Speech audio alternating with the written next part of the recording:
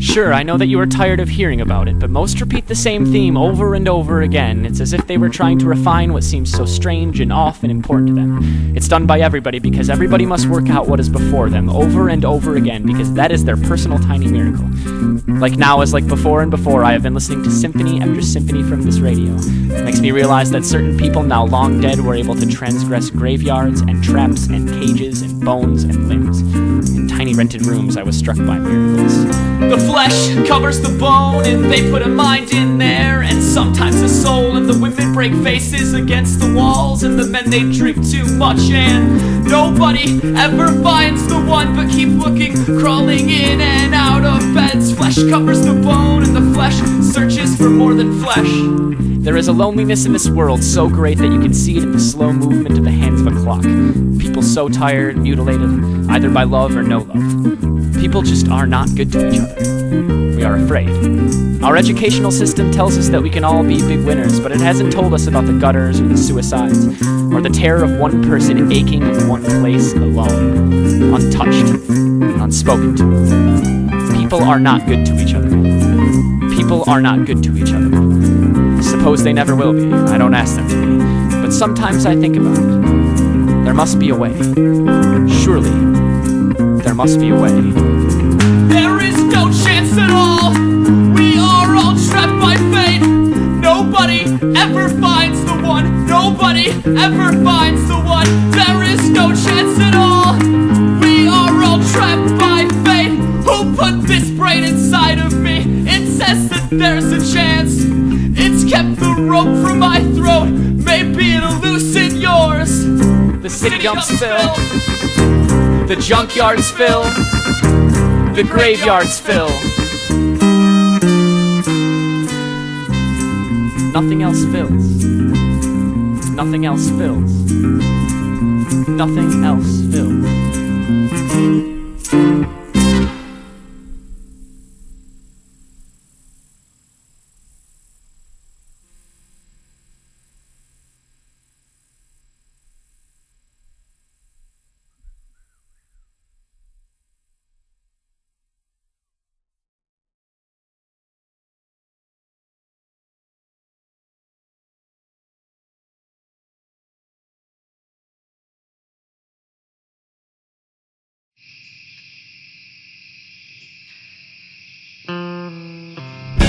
The gods had condemned Sisyphus to ceaselessly rolling a rock to the top of the mountain, whence the stone would fall back of its own weight.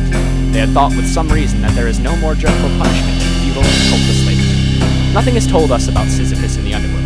Myths are made for the imagination. As for this myth, one sees merely the whole effort of a body straining to raise the huge stone, to roll it and push it up a slope 100 times over. One sees the face screwed up, the cheek tight against the stone, and the wholly human security of two earth-blotted hands.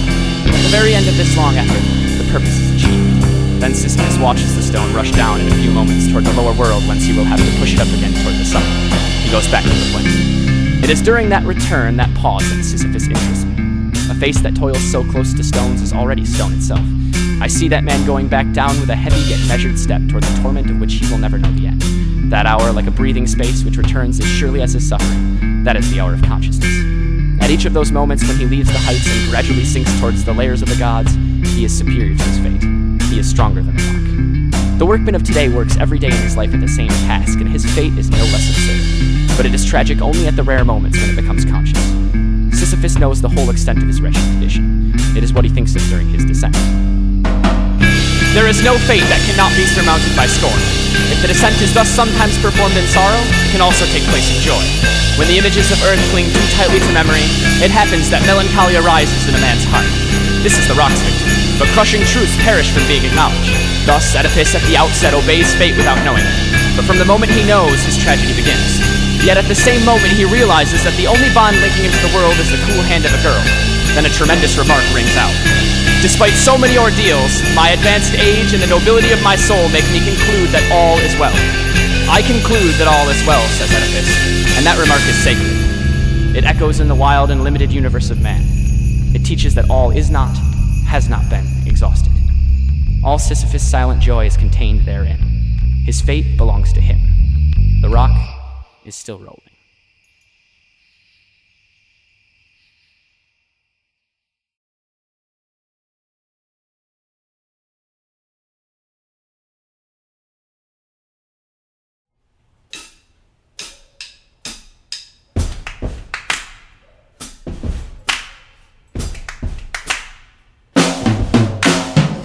The mole had been working very hard all the morning, spring cleaning his little home, first with brooms, then with dusters, then on ladders and steps and chairs, with a brush and a pail of whitewash, till he had dust in his throat and eyes and splashes of whitewash all over his black fur. Spring was moving in the air above and in the earth below and around him, penetrating even his dark and lowly little house with its spirit of divine discontent and longing. It was small wonder then that he suddenly flung down his brush on the floor, said "Bottom," something above was calling. So he scraped and scratched and scrabbled and scrooged, and then he scrooged again and scrabbled and scratched and scraped, working busily with his little paws and muttering to himself, up we go, till at last, pop, his snout came out into the sunlight, and he found himself rolling in the warm grass of a great meadow. This is fine, he said to himself, and, jumping off all his four legs at once, in the joy of living and the delight of spring, he pursued his way across the meadow until he reached the hedge on the further side. Hither and thither through the meadows he rambled busily, finding everywhere birds building, flowers budding, leaves thrusting, everything happy and progressive and occupied, and instead of having an uneasy conscience pricking him, he somehow could only feel how jolly it was to be the only idle dog among all these busy citizens. He thought his happiness was complete when, as he meandered aimlessly along, suddenly he stood by the edge of a full-fed river. Never in his life had he seen a river before, this sleek, sinuous, full-bodied animal, chasing and chuckling, gripping things with a gurgle and leaving them with a laugh, to fling itself on fresh playmates that shook themselves free and were caught and held again. All was a shake and a shiver, glints and gleams and sparkles, rustle and swirl and chatter and whirl. The mole was bewitched, entranced, fascinated. By the side of the river he trotted as one trots when very small by the side of a man who holds one spellbound by exciting stories. And when tired at last, he sat on the bank while the river still chattered on to him, a babbling procession of the best stories in the world, sent from the heart of the earth to be told at last to the insatiable sea. The mole waggled his toes from sheer happiness, spread his chest with a sigh of full contentment, and leaned back blissfully. "What a day I'm having," he said.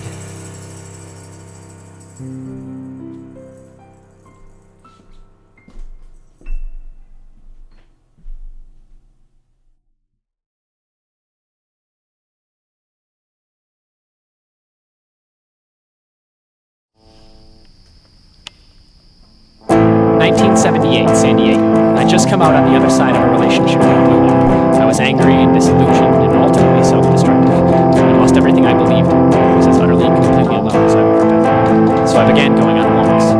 I started taking late-night walks around the San Diego suburb I was living in at the time. I'd start walking early evening and come back close to midnight, sometimes later, walking and thinking and chewing over what had gone wrong with my life. One night at 4th and E Streets, I got mugged and beaten by a street gang. Sent me to the hospital with serious informations of mortality. When the ER techs asked what my religion was, I refused to answer. I made my private peace with the universe, content with whatever was going to happen, whatever died. Then something happened. I got angry. I got angry because I still had stories to tell. So I fought back. It took 2 months to fully recover, but 2 things came out of that incident.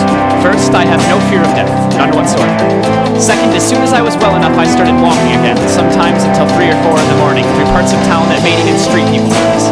When people asked what I was doing out there, the only answer I could give was I'm looking for something. So I kept walking through some of the most dangerous parts of San Diego before it got cleaned up, when it was still home to hookers and drunks and gangs. Finally, one afternoon, I came to the same areas I walked through at night, and I was struck by the dichotomy between that corner at night and that very same corner during the day. In the daylight, there were businessmen and kids and clerks eager to get home to dinner and TV. Then later came the night shift, the lost people, emerging from shadows and beds of pain to walk the same streets in search of fixes, money, and bars, gradually fading away with the dawn. 2 totally different worlds, sharing nothing but longitude and latitude. There was the nation in the day and the nation at night, existing side by side, but each fleeing the other. A daylight nation and a midnight nation. I saw a country bifurcated by more than just the presence and absence of light, but by lives cast aside and lost and uncared for, the walked away and the thrown away on one side, and on the other, those who pretended not to see them, because not seeing is easier. And I saw someone forced to walk both sides of the metaphor to learn that the greatest cruelty is our casual blindness to the despair of others, that there but for the grace of whatever God you subscribe to goes any of us. And finally I realized that I had found what I was looking for without ever being quite sure what it was. I found a story that would make my own life make sense again. This story. I still take long walks, and I still stop and talk to the people who stand at the corner and wait for something to happen to them, who wait for money to fall into a hat or a cup, who wait for someone to recognize their pain, because the line between the midnight nation and the place where I sit right now writing these words is thin and ephemeral and can be crossed in an instant. because the road to the Midnight Nation can be erased only through compassion. I found my story, this story, on a hazy afternoon in 1978. Now it's yours. The keys to the Midnight Nation are in your hands. What you do with them is up to you. J. Michael Straczynski, Sherman Oaks, California, July 21st, 2002.